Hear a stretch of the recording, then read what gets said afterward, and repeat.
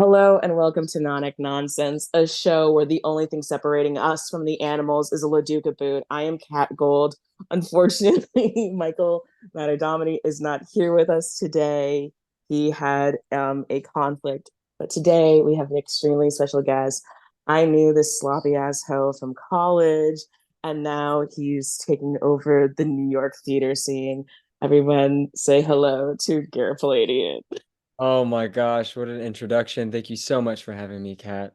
Happy to be here and happy to be wearing my Laducas proudly in New York City. Jesus Christ. All right, so to get started, I guess number one, how does it feel to be the success story from UWF? Well, I always knew I would be. I guess I should say that. No. That's so funny. I mean, it is it that great? I mean, to be like the tallest dwarf in a way, I guess. I I don't know. I don't even think that that's fair to say. I think that I just kept doing it. I don't know. I feel like people just fell off. Aside from you and Chantel for a while was going, and I don't know who else is still doing it. I mean, I don't know. Tammy's still doing the thing. Okay, okay. Most people got like married or pregnant or just switched careers entirely.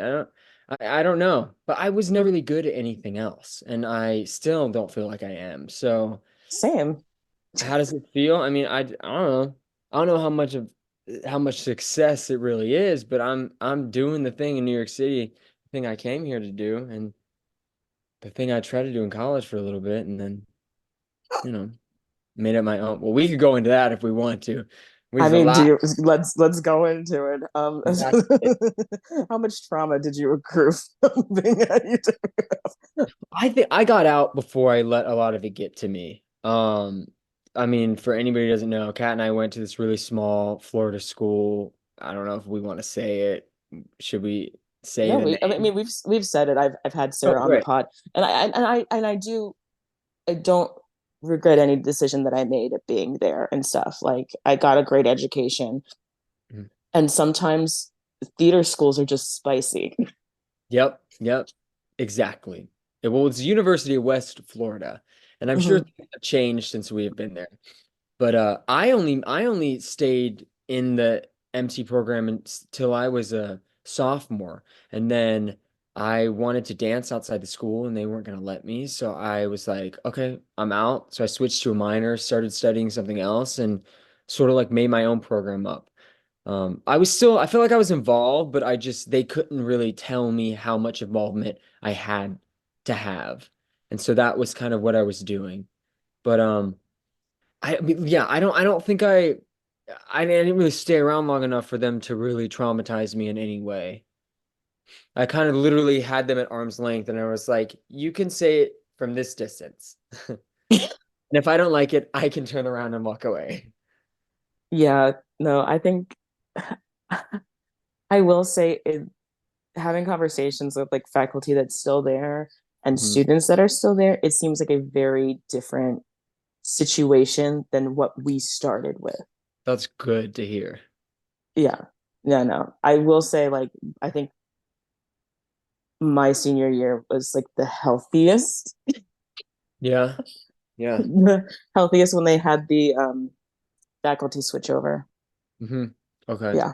But spicy And, times. spicy. And and to say that like all the faculty had issues is wrong because there were definitely some that understood what was going on and how difficult it was and were supportive. So like I feel like that's the case in any school though. Like there are always some professors that get it.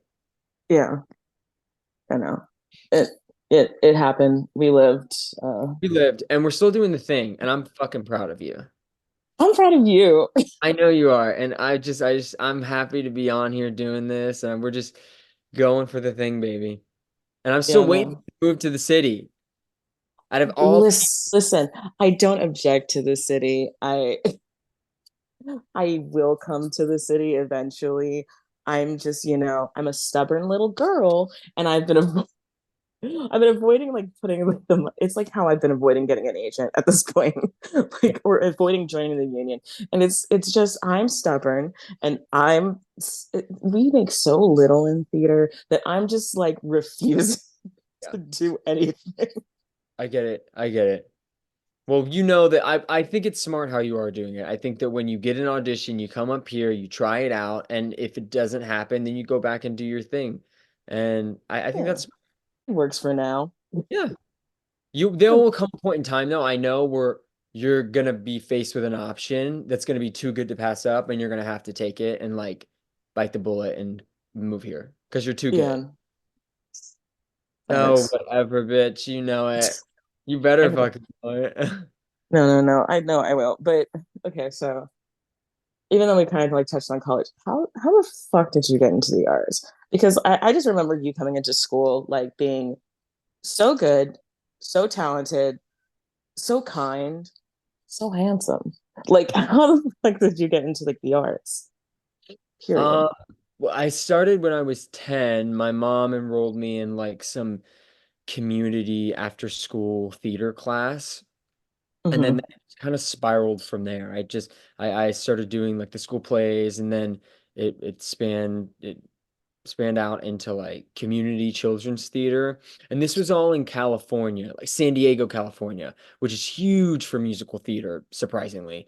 Um, so that's where it really started. But like before that, I've always been really like out there and just like I wasn't gonna say you were insane, but like, sure. no, crazy. Just, I mean, I've got all the fucking learning disabilities, like ADHD, dyslexia, like everything creative that like you should have to be an artist. I've got it, which really helps me, I think, in my career. But as a kid, I was always putting on plays, making things. I was that kid in my group. I was like, let's put on something, let's put something together, like creating things. And then, so yeah, it started when I was young, when I was like 10, and then just kept continued on in high school where I really started to find my niche within performing.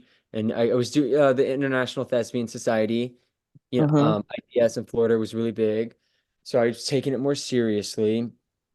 And then UWF was the only school I auditioned for because I was not Honestly, same. well, yeah, I wasn't good at traditional schooling. I didn't have the grades to go anywhere. I guess I kind of wish maybe I had known to take it more seriously because of what I wanted to do. Anyway, whatever. Um, yeah, so UWF was it for me. I was just like, okay, great. They want me and I can get in, so let's do it. And it was a small school. I think like it was just far enough away from home, but kind of close. It wasn't too big, it wasn't too small, not too hot, not too cold. It was perfect for me. And then I think from there, it really gave me the confidence to continue to grow, but at my own pace and like under my own terms, which has always been how I've learned. I'm not going to fit into a box ever. That's not me in any way. I've got to be able to do it my own way. Because that's if it feels authentic. If it doesn't feel authentic to me, I don't buy it. And I think that was also an issue in school. I remember being in like Sam's acting one class and like Mm-hmm. throwing out all this shit. And I was just like, bullshit, bullshit. I don't buy it. I don't buy it. The only thing that stuck with me was like imaginary circumstances. I don't Yeah. remember if you like, and like talking and listening, that all those things made sense to me. Anyway, but that was we I got so off. But yeah, so This. that's where it started. That's where it started, and then that's sort of where I ended up, and then from there I moved to the city. You know, but you did the cruise ship thing for a hot Yeah, minute. like right after school. That was my first job I booked here in the city, and it took me away for like 7 months, and I loved it. Yeah. You didn't want to throw yourself off the ship? No, no, I had a really good cast. We all got along, which was strange. It was also kind of a small cast. We were only like there was maybe I think it was like 9 of us, not including the band. We were all very close. We all got along. We weren't employed by the cruise ship technically. It was from a company outside. So like we were basically guest entertainers. So we Mm-hmm. had different we had different things we were allowed to do on the ship. We had more freedom. This was before COVID, so like we do whatever we Yeah. want. I saw a lot of places outside of the US that I normally wouldn't have seen. The food was great. I saved money. Um, and it helped me create that core group of friends, that I did not have in the city when I first moved here. So I feel like I kind of like bypassed a couple steps and again was able to make a community um under a really specific set of circumstances and sort of like on my own terms. It kind of all just worked out. So Yeah. I love that. I don't know. I don't know what cruise ships are like now. I don't know if I would go back because my experience was so nice. I think you're too successful now. Yeah, I don't think it would make sense. Maybe it'd have to be like I don't know what it would have to be. I don't know. I don't know, like $1 million or something. Who knows? Would you ever do a contract on a ship? I don't know. Because I they're all think not union. I think if it was a book musical, like a Mamma Mia or something, probably solely because poor money. But but also like I don't know. I feel like every time I've gone in for like final callbacks for like the cruise lines, they just don't like fat people on ships. So I'm Oh, like, I'm good. Like yeah, I get yeah, enough of that nonsense like on the regular degular. Like I don't yeah, need that tomfoolery for like 6 months on a ship. yeah. But I don't object to it. I mean, money is money. And I feel like I talk about theater as if it's like punishment. I do love my I do love it, but like it's just, they really try to nickel and dime actors. Oh, yeah. I mean, if you're not a part of it, sure, it might come off like that. But if you are going after this, like, as a way to pay your bills, it's a job at the end of the day, like anything else. It will get to you. And I think probably a little bit more because the, the rate at which we're paid for like a specialty job. This is a very specific set of skills that you have that like have to be built up over the course of time. Like, it just takes so much effort, money, mental, physical power to like do what we do. And I'm not even trying to be like dramatic. Like it really is a specialty job. And we're not, nobody is paid enough. There's no, what the ask is, it's just, it's not enough. I mean, the Yeah, job I currently have, I'm in a great show off Broadway. It is an equity job. Like, I got my contract. I got my equity fucking card from this job. It's not enough money. And we have that theater sold out every night. People come back to see it. We're not paid enough money. And people know that. yeah, You know, I will openly say I'm not saving any money. I'm still living paycheck to paycheck right now. which is bonkers. And Yeah. like still like the wages even in like the city are just not what they need to be based on the hours and like the time commitment and the physical like it's a physical labor job. Like it's a Yeah. manual labor job like at the end of the day like that people aren't getting paid for. And you do have that union protection, but it's still like not enough, which is bonkers to me. I know, but you know what? We have to have these conversations. Like we can't, it's not taboo to talk about money because we're not paid enough. Until we are, then it can be taboo. But like no. It's we should be able to talk about this openly because it's like the small little trickle effect. You don't know how like this could inspire somebody else to talk about it. This. You got it. You just got to keep doing it. I mean, there's also just no money in theater right now. And especially Yeah. and like the quality of theater even in the city, like we're going through a lot right now. I'm interested to see what's going to happen, like, especially like this coming season. Like, so many new shows are happening. And like, there's already been like talk about like not enough producers for like the new work that's coming in or whatever. But like Yeah. I'm interested to see what survives Oh because my this is God. kind of like a scary time in theater because like if everything coming out is like based on like it had on a different intellectual property of some sort, but it's I don't know, like it's the only way that they're willing to put funds into it, but it's not necessarily the thing that like makes the show good or like stand the test of time and like keep getting income in. I know. I don't know what the thought process is. It's just like it's a new structured way of producing, I guess, which I don't even know if it doesn't make sense to me. Like Mhm. because if the whole goal is to license a show, like take a jukebox musical, whatever you want. I don't what's one right now that's like it's some rock and roll show. I forget the name. It's all of Oh, the Hugh Lewis one, there we go. There we go. If the Hard Rock goal and Roll, Hard Rock and Roll. there we go. The goal is to license that. Great. Like what why does it have to come to Broadway?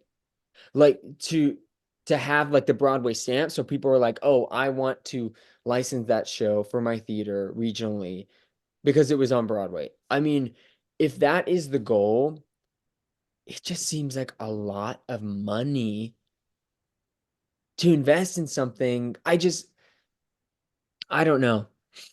I know, and I Yeah. have a friend is who's some tea. My friend is a part of a management office, and I won't say which one, and I won't say his Okay. name. I can say the show, but there are shows who are currently in production that have not even raised all of their money yet.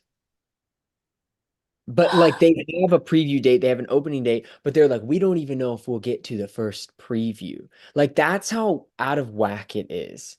Because all of the same producers are investing in the same shows. And nobody wants to do anything new. It's got to be based on something, or it's gotta you've got to have celebrity in your cast. Because Broadway has changed. It is Las Vegas. Everybody wants to hear what is on the radio. They want to hear pop music. They want to hear people that sound like those fucking songs on the radio. That's not what our industry is based in, is it? Like, I think about in the 90s, like all of the original shows that were coming about, jukebox musicals were very few and far in between. And honestly, the ones that were coming out were kind of good. Yeah, like things like Smokey, even though it's a jukebox, but it's like it was I think it was far enough from contemporary music at the time Mhm. where it made sense. Yeah. Yeah. Or even like Footloose. I love Yeah. Footloose. And those shows took the music and they didn't adjust lyrics to fit the story they were telling. The lyrics fit in around the story already. Or they fit the story in around the musics, I guess. Um, but you're not seeing that now. You're seeing lyrics being cut and changed, and I'm like, that's not even clever. Like I can do that.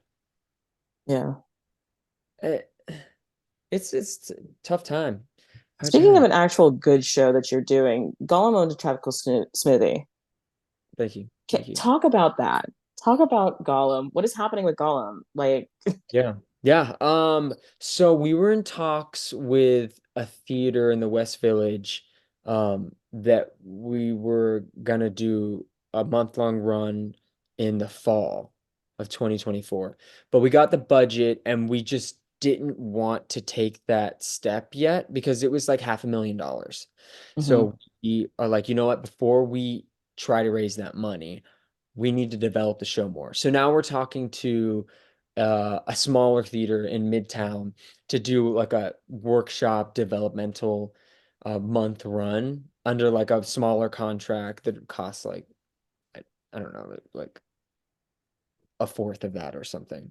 yeah. Um, so that's where the show's at, but it's happening. We're so excited. I'm super proud of it. I'm like, it is like what keeps me in the city. I mean, I guess for Mhm, anyone who doesn't know, I wrote a show called Gollum Owned a Tropical Smoothie with my writing partner, best friend, Ethan Crystal. We met working on that cruise ship I was talking about. that is where the creation of the show happened. We did our first reading on the cruise ship in the crew bar, and then it just kind of started snowballing because people really liked the idea and the show and the music we were writing. So now it's a full-length 90-minute musical, no intermission. It's quick, it's funny. It is about a Gollum, like from Lord of the Rings, but not like Lord of the Rings because that would be copyright infringement, and we would never do that. So we Hmm. speak Golem in the vein of Jewish folklore, and then we hint like it looks just something. Anyway, it's a whole through line in the story. Um, but Gollum on a Tropical Smoothie, it tells the story of Ian, a regular high school kid who works at a tropical smoothie in Panama City Beach, Florida, owned and run by Gollum. And he works there with his best friend, who's a stoner college dropout named Kyle, and his older sister, Gabby. Um, and so it's like, like Dodgeball or Good Burger.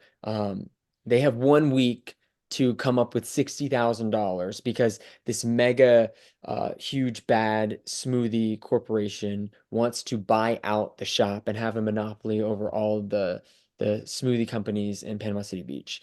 Um, so that's the general gist of the story. It's all original music, original story. It's kind of based off of like how I worked in a tropical smoothie after high school, and I just like hated it and was just anyway. But it's about growing up. It's about growing up and you know th those moments in life where things happen to you and you just they don't seem to have any meaning. It's about finding the meaning and giving meaning to those moments in your life. Yeah.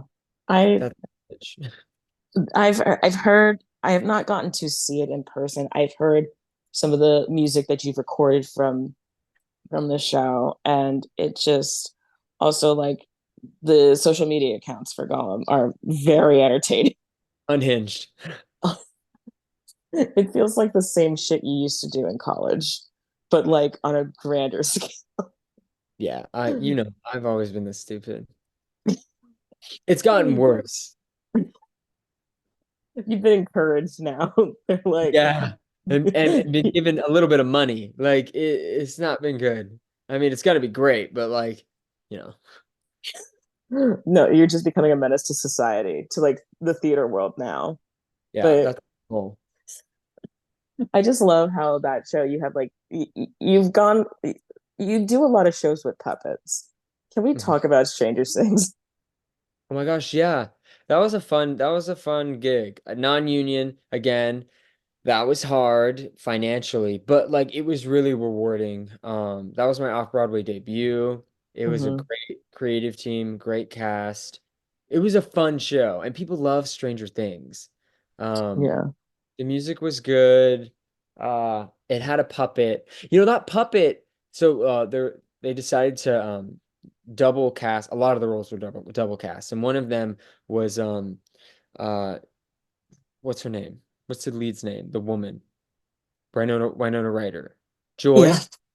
Yeah. Joyce. Uh, yes, she was double cast as Will, and then Will was a puppet that she like operated. It was really clever, but that whole thing wasn't even implemented till like the last version of it. That was new. Really? I think that was one of the smartest things that they did because they had to cut down costs, so they had to trim the cast.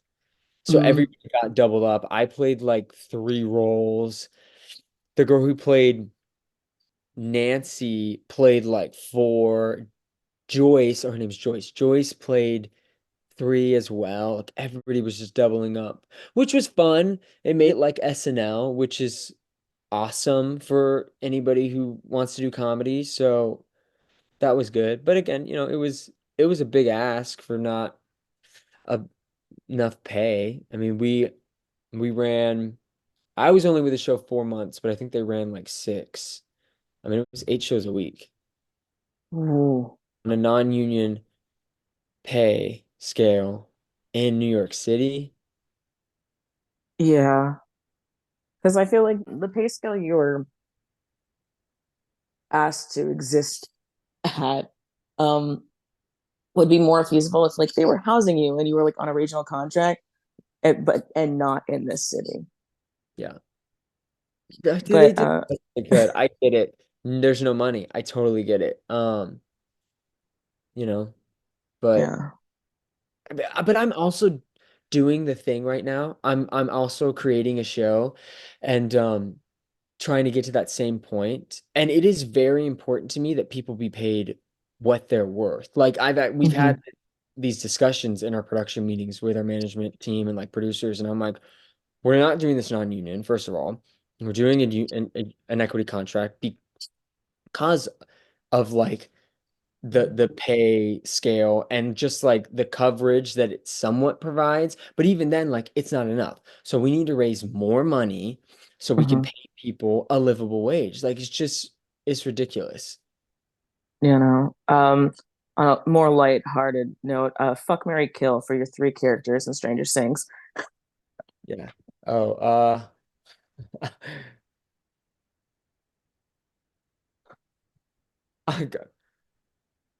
okay. Fuck fuck Steve, kill Jonathan, and then marry the doctor. Steve's hot, so obviously gonna fuck. I kill Jonathan, he's just annoying. He was very annoying. And then marry the doctor because he got money, baby. He a doctor. It's bad because I honestly thought the exact same thing. Ah! No, that means it's right. That means it's true. You as the doc, I mean, like you're incredible in all. I got to see the streaming performance of that. You were Oh, incredible in all three tracks, but you as the doctor doing like interpretive dance throughout your entire scene had me screaming. it's so dumb. It's so dumb. Oh, Oh shout my! out to they're actually doing the production, the off-Broadway production. They're doing it in Tampa right now. Oh, cool. Most of the cast and then I think all the creative team, they're doing it at the Straz in Tampa or something. Oh yeah, yeah, yeah. We had Michelle Petrucci on, who is helping run Straz over there. So like that's very cool. Yeah. But okay, so now on to Titanic. How the fuck did you get into like the coolest show in New York? Oh my gosh. So it was through Stranger Things. Mm-hmm. I it was all connections. And so that's why I'm really grateful for that show. Because we opened around the same time as they did in Mm-hmm. the city, and we were the only two parody musicals at the time off Broadway. And so Ty, the director, came and saw a performance at some point in the run, and my the show I was writing, Gollum, our consulting producer had worked with Ty, and she was like, "Hey, Ty's coming to see the show. I told him you know me. Make sure you guys connect after."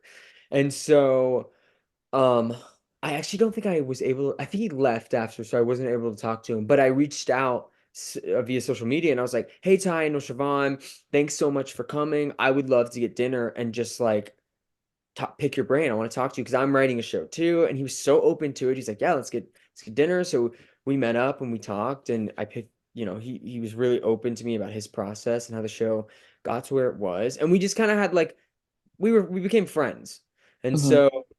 Probably a couple months later, I got a request to submit for the, I guess the first turnover of, no, that's not true. It was just like, I think the original guy was leaving the cast or something. Mm-hmm. Cal, I got called in for Cal. So, uh, I got the request and I submitted the tape and I got a call back and I went in and the audition, the callback went really well. And I was just like, I met the team and they seemed cool and Ty knew me. I did not get the part, but then a couple months later, we just stayed in touch and we just kept hanging out in like a group setting. And he texted me and he was like, "Hey, we have a swing track opening up. Are you interested?" And I was like, yeah.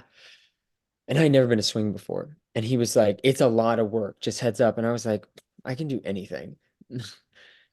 Anyways, Joke's on you. the joke's on me. Yeah, I'd never been to swing before. So I went and I I think I went into the callback because they'd already seen me, so like just come in. So I went in, I was pretty confident. Because again, like in Stranger Things, I was playing like 4, 5 parts. So like I knew I could do it and I knew it was in my wheelhouse. So I went in and honestly, vocally bombed that audition. It was bad.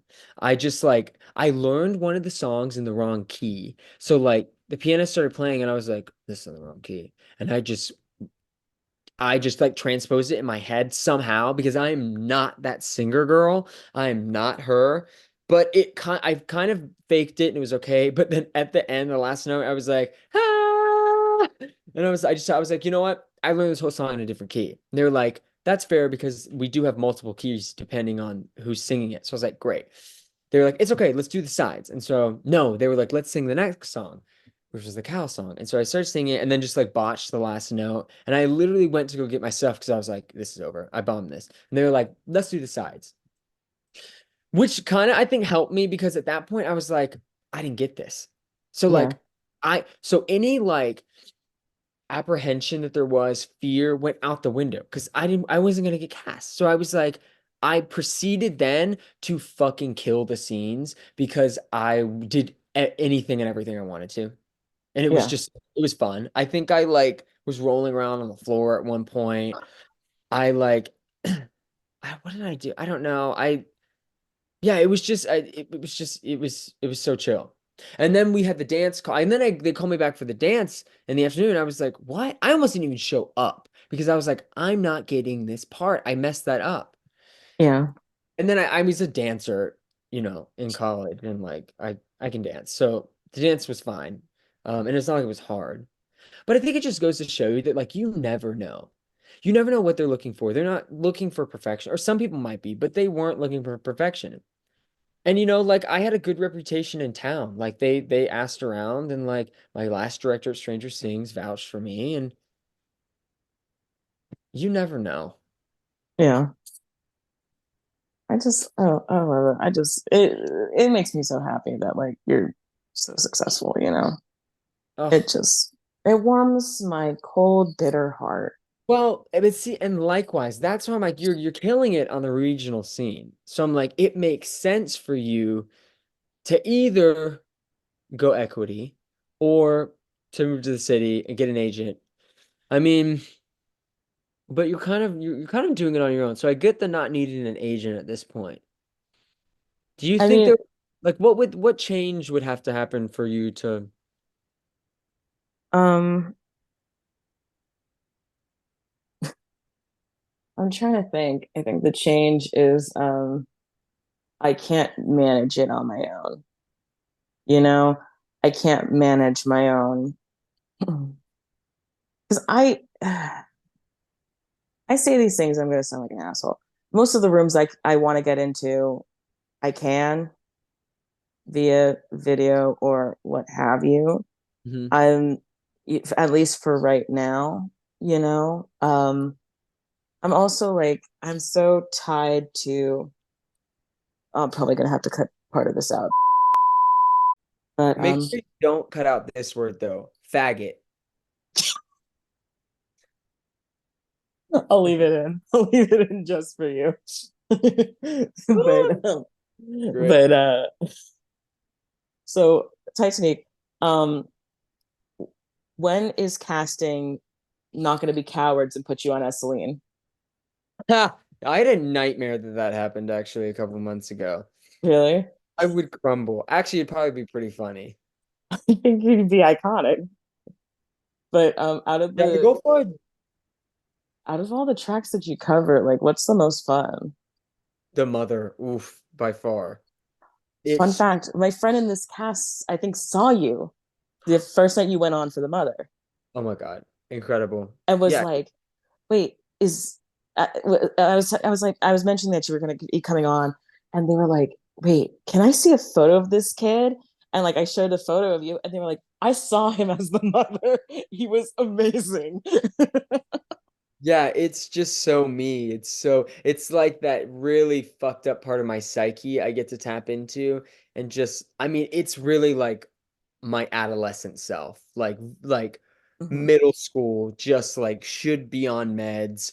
but my parents didn't want that to happen because I was just so alive and feeling everything. And you know, so that's what that by far that is the most fun track. And I think it steals the show. Like besides the obvious people like Celine, but I think people remember the mom because it's so unhinged and such a take on the role in the film that we remember it Yeah. being like so like quiet and very sophisticated and small. Everything was small. But I mean, on stage, it's just like the biggest parody of that. And it works really well. I think that's the most fun. I think what showcases me best as a performer and what I can do really well is probably Jack. Hmm. Just based up like who I usually go in for. I think that it just it sits well in my voice, and then that just like the persona and like the acting, I click into it pretty nicely, I think. Yeah. Yeah. But so you've been on as Cal. You told me the story before we started recording. Please tell me again about I- what But happened this week.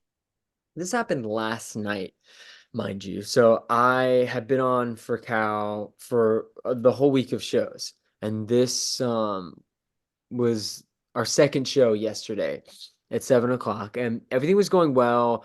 The house was packed.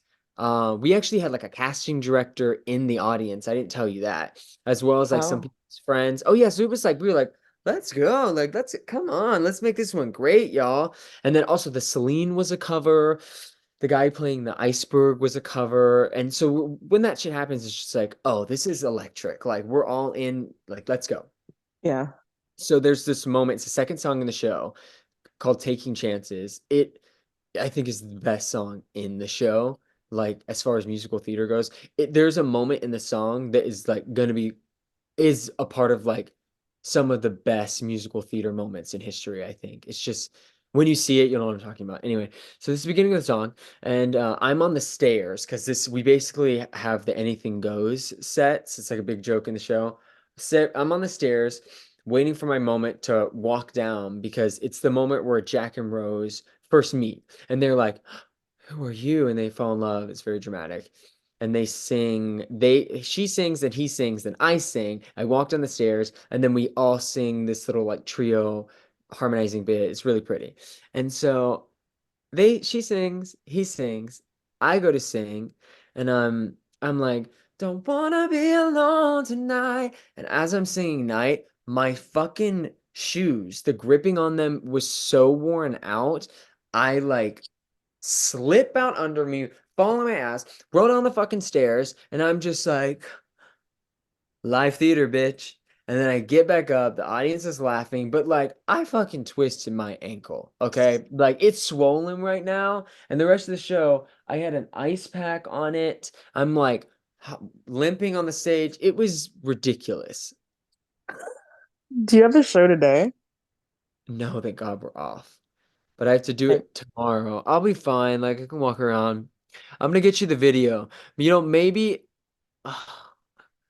No, I would get in trouble. I wouldn't be able to give it to you to like put on this. There's no way. But oh, I'll at least send it to you so you can see it. Because I mean, it was one of those falls that was like the audience was like not sure how to react until I made mhm. it a joke. They were like, and especially because the character I'm playing is supposed to be like cool and suave. And I play him very like Chuck Bass in Mhm. Gospel. So there's nothing cool about falling on your ass, especially in a really tender moment.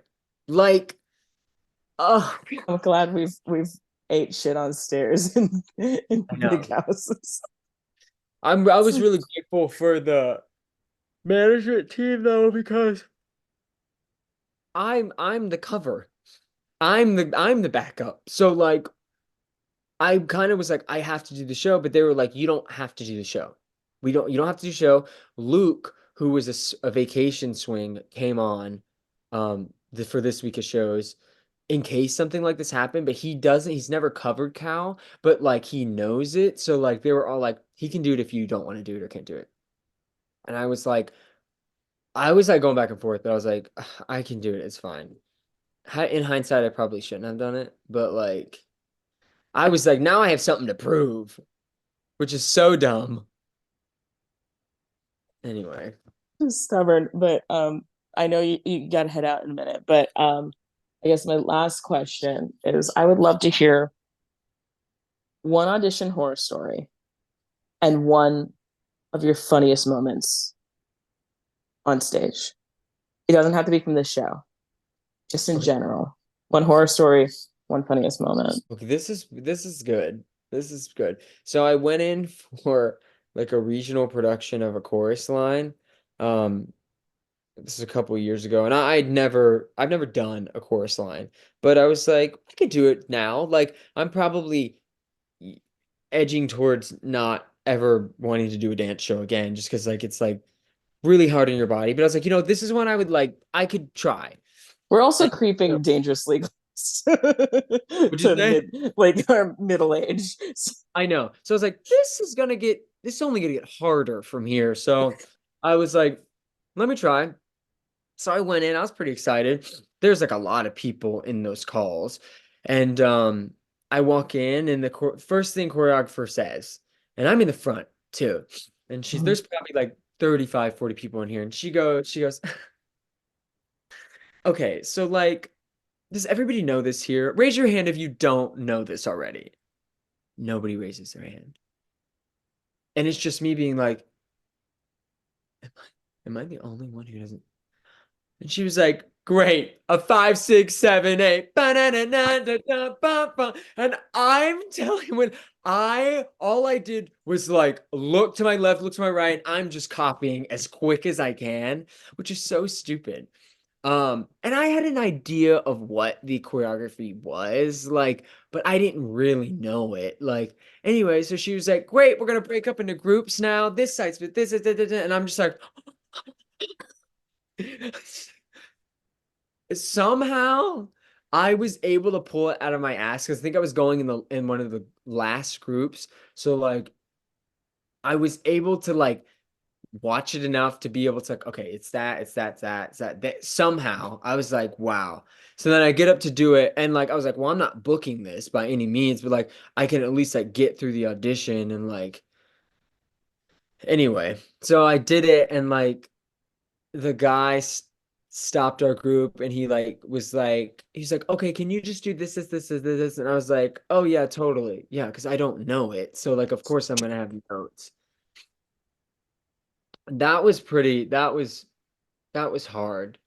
One other one, just because this wasn't an audition, but this was something really stupid. So like I booked this job, well, somebody referred me to this they were putting Footloose on Norwegian Cruise Line, okay?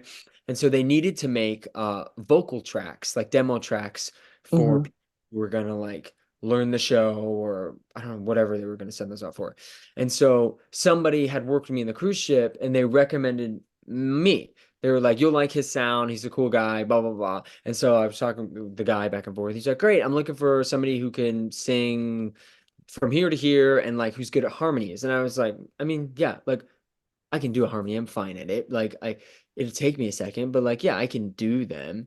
And and the gig paid really well for like an hour or two. So I was like, I'm getting this money. So I went in, we're in like a recording studio, and it's basically all it's all sight reading. That's what it is. And I don't sight read. Nothing about me says sight. That was a skill that we really didn't learn at UW. No, I mean that's a skill like you're learning in like vocal performance, like classical music, or like maybe some of the better MC programs, but girl, not ours. So again, we went into the piano room to like plunk out some things really quickly, and then we each go into our own studio with headphones, and I'm like, oh, we're about to crash and burn, and it proceeded to be one of the most painful experiences of my life. But honey, I still got that check.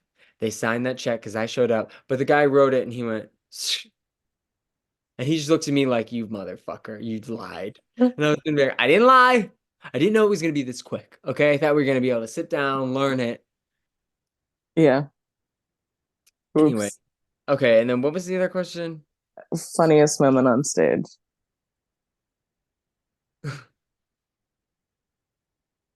When we were doing Stranger Things, I was pretty unhinged at times and a loose cannon when it came to like making the cast laugh because I knew I could. And I was also playing the one role that everybody just could never keep it together when I was doing it because it was this doctor. It was like crazy.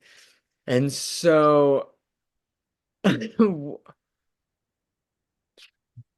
mean, there was this moment where I was like doing the monologue came out as a doctor and I was like 11 blah blah blah blah blah blah blah blah blah and I was talking to Hopper for a second and I forget what I even said, but it was just like in the moment improv. I was like, your zipper's down. And everybody looked down at his cock and like the audience too, everybody went shh. And I said, joking, gotcha, bitch. Ha ha. And then everybody lost their minds, including me, and nobody could keep it together for the rest of the show. It was just so stupid, but it was very funny. And then I think I got written up that day after that.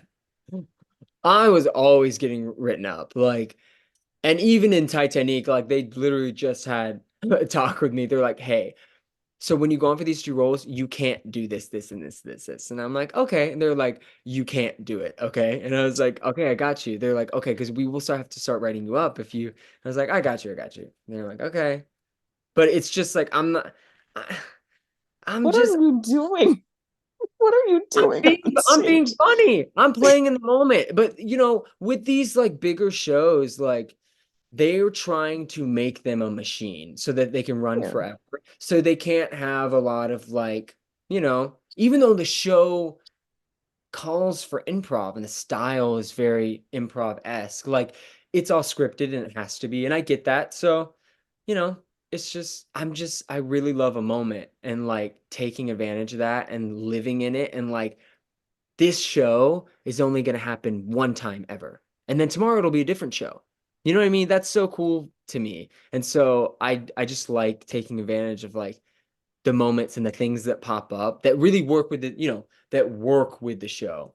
Because that's the other thing. I feel like some people aren't very good at reading the room and, but I do think that that is something I'm good at. Like I don't think I've ever made a choice that's not worked or like gone against or No, you're just feral on stage.